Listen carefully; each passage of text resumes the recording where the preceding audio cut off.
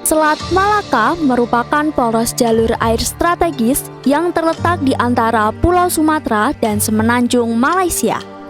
Selat ini tentu saja sejarah panjang sebagai jalur perdagangan dan rute maritim penting, memainkan peran kunci dalam perdagangan rempah-rempah dan penghubung antara Samudra Hindia dan Laut Cina Selatan. Selat Malaka juga menjadi pusat perhatian dalam sejarah kelautan, terlibat dalam berbagai peristiwa historis dan merupakan bagian integral dari jaringan perdagangan dunia.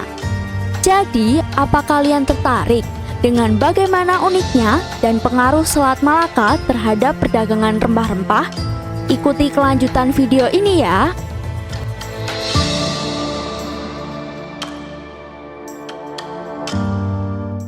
Selat Malaka merupakan selat yang terletak di antara Pulau Sumatera, Indonesia, dan Semenanjung Malaya, Malaysia. Selat ini menghubungkan Samudra Hindia dan Laut Cina Selatan, yang menjadikannya sebagai salah satu jalur perairan tersibuk di dunia sejak abad ke-7 hingga saat ini. Karena letaknya yang menyambungkan laut terbesar dan samudra, sehingga Selat Malaka dianggap memiliki jalur perdagangan yang strategis.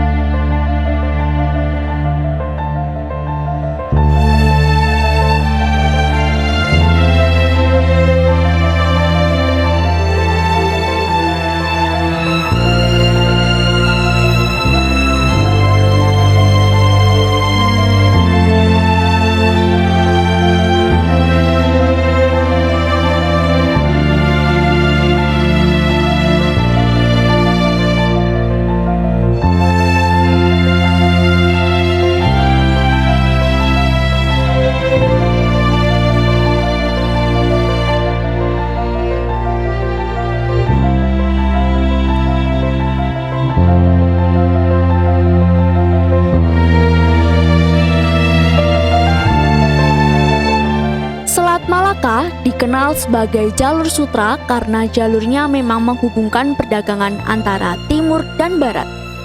Jalur sutra laut yang melewati sejumlah laut dan samudra, menjadikan Selat Malaka yang berada di perbatasan Nusantara dan Semenanjung Malaya sebagai perdagangan dunia. Selat Malaka sebagai bagian dari jalur sutra laut yang kemudian lebih disukai para pedagang karena lebih aman dan efisien daripada jalur sutra darat. Secara otomatis, hal ini membuat Selat Malaka menjadi salah satu selat yang paling ramai dan sibuk. Di sepanjang Selat Malaka, akhirnya semakin banyak tumbuh pelabuhan yang berkembang menjadi kota-kota bandar perdagangan. Dalam perkembangannya, Selat Malaka pun juga menjadi tempat pertukaran budaya dan agama.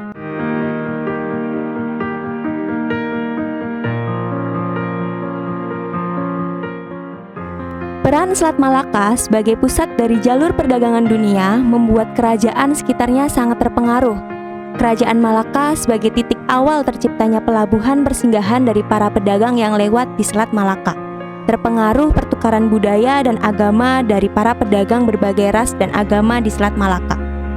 Besarnya pengaruh yang diberikan dari munculnya pusat jalur perdagangan dunia di Selat Malaka juga memunculkan rasa serakah dari kerajaan di sekitar Selat Malaka, seperti Sriwijaya. Sriwijaya sangat ingin menguasai pusat jalur perdagangan dunia di Selat Malaka.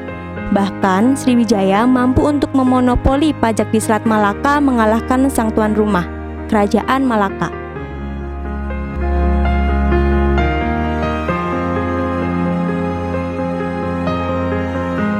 Pertumbuhan jalur perdagangan di Selat Malaka mencakup perkembangan yang cukup kompleks dari jalur perdagangan yang strategis ini selama berabad-abad. Tentunya pertumbuhan jalur Selat Malaka sangat dipengaruhi oleh faktor-faktor dan evolusi. Di antaranya letak geografis dan sumber daya alam yang berupa rempah-rempah. Keduanya menjadi alasan utama banyaknya bangsa-bangsa melakukan transaksi dagang di Selat Malaka.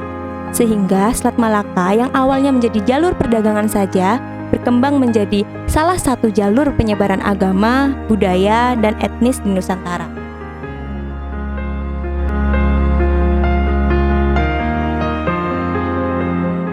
Pengaruh jalur perdagangan di Selat Malaka masa itu ternyata sampai di telinga bangsa Eropa. Bangsa Eropa yang tengah berekspedisi dan mencari rempah untuk perbekalan mereka selama musim dingin. Mendengar adanya area perdagangan laut yang banyak menjual barang-barang yang mereka butuhkan, menjadi daya tarik untuk datang ke Selat Malaka. Maka bangsa Eropa pun berlayar mendatangi Selat Malaka. Salah satu bangsa berhasil tiba pertama kali di Nusantara adalah bangsa Portugis yang dipimpin oleh Alfonso de Albuquerque. Awalnya mereka menjalin kerjasama dagang dengan Kerajaan Malaka. Namun kerjasama itu menjadi sia-sia karena Portugis berbalik menjadi lawan yang ingin memonopoli jalur perdagangan di Selat Malaka. Pada akhir abad ke-15, Selat Malaka menjadi fokus perhatian bangsa Eropa, terutama Portugis, dalam upaya mereka untuk menguasai jalur perdagangan rempah-rempah. Di pertengahan abad ke-15, Vasco da Gama berhasil menemukan jalur laut menuju India, membuka pintu bagi bangsa Eropa untuk mencapai Asia tanpa melalui jalur darat yang panjang. Akhir abad ke-15 menyaksikan beberapa peristiwa penting di Selat Malaka. Yang pertama, ekspedisi Vasco da Gama. Pada tahun 1498, Vasco da Gama berhasil mencapai India melalui jalur laut, membuktikan bahwa rute laut ke Asia dapat diakses. Ini mengubah dinamika perdagangan dan pengaruh di kawasan tersebut. Yang kedua, pendirian benteng Malaka oleh Portugis. Pada tahun 1511, Portugis di bawah kepemimpinan Alfonso de Albuquerque menaklukkan Kesultanan Malaka dan mendirikan benteng Malaka. Ini memberikan Portugis kontrol strategis atas Selat Malaka dan jalur perdagangan rempah-rempah. Yang ketiga, persaingan dengan bangsa-bangsa Eropa lainnya. Kedatangan Portugis di Selat Malaka memicu persaingan dengan bangsa Eropa lainnya, terutama Belanda yang kemudian merebut kontrol atas Malaka pada awal abad ke-17. Persaingan ini berlangsung dalam periode yang disebut sebagai Perang Kapal Layar di wilayah Asia. Yang keempat, dampak pada perdagangan dan perjalanan. Kehadiran bangsa Eropa di Selat Malaka membawa perubahan besar pada jalur perdagangan dan perjalanan di kawasan tersebut. Kontrol atas jalur ini memberikan akses laut ke rempah-rempah, meningkatkan kepentingan perdagangan global.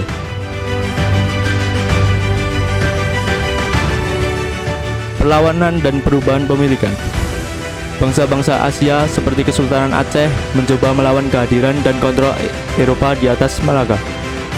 Periode ini menyaksikan perubahan kepemilikan benteng-benteng dan perang antar bangsa yang memengaruhi dinamika regional.